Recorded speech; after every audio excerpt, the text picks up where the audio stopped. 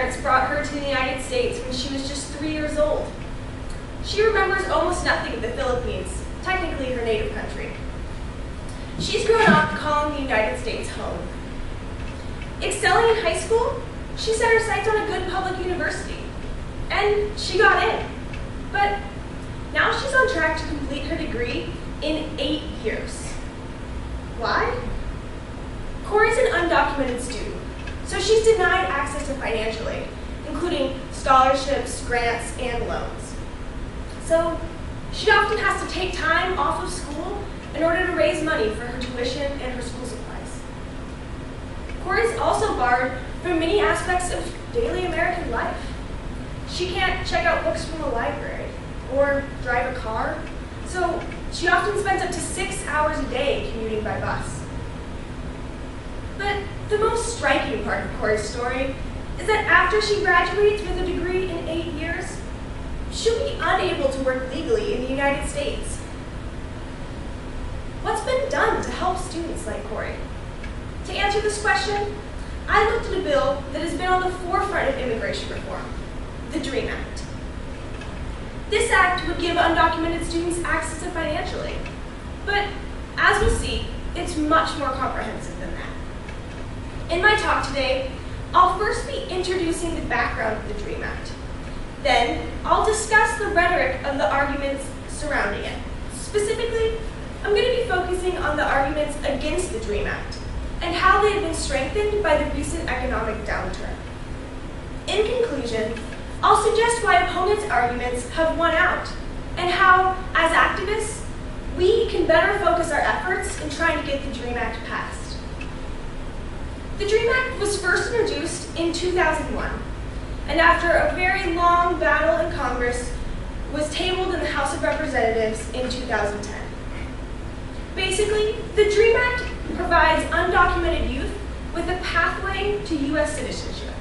That is, if they meet a few requirements. There's about 10 basic requirements for the DREAM Act, the most important of which, for our purposes, are that applicants must be aged 29 or younger, have graduated from an American high school, and most importantly, they have to complete 2 years of college or military service. If they complete all 10 of these requirements, they can apply for permanent citizenship. Now that I've outlined the basics of the DREAM Act, let's look at the arguments being made against it and why they've been successful. The two main arguments I'll focus on are first, that the DREAM Act would cost way too much money, and second, that undocumented students will overcrowd the job market, taking jobs away from Americans. Many scholars have made arguments about whether these two consequences are true. Instead, I'm focusing on how these arguments were received by society. What I want to argue is that the economic climate in the late 2000s, when the DREAM Act was being debated, was a major factor in defeating the act. For instance, only 2 months before the DREAM Act was tabled, a Gallup poll asked Americans, "What do you think is the most important problem facing this country today?" Most Americans said either the economy or jobs. What about immigration? Only 4% of Americans noted it as a top problem. The fact that the economy and unemployment were on people's minds during the debate made opponents' arguments more effective. Let's take a closer look at the argument that the DREAM Act will cost too much money. What estimates are people looking to for this information about cost? Well, the CBO estimated that the DREAM Act would increase revenues by $2.3 billion over a 10-year period. So, shouldn't everyone worried about the economy support the DREAM Act? Well, that's not the whole story. Other organizations have come up with their own cost estimates. For instance, the Center for Immigration Studies. They found a total cost of $6.2 billion a year. These are just two of the numerous cost estimates that have been produced in the DREAM Act.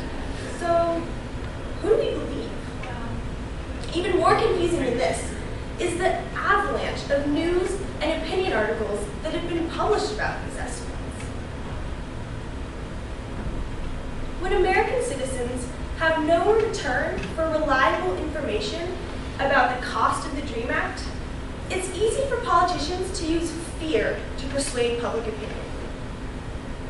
Arthur Lupia, a professor of political science at the University of Michigan, suggests that fear is an effective political tactic when people aren't able to receive feedback.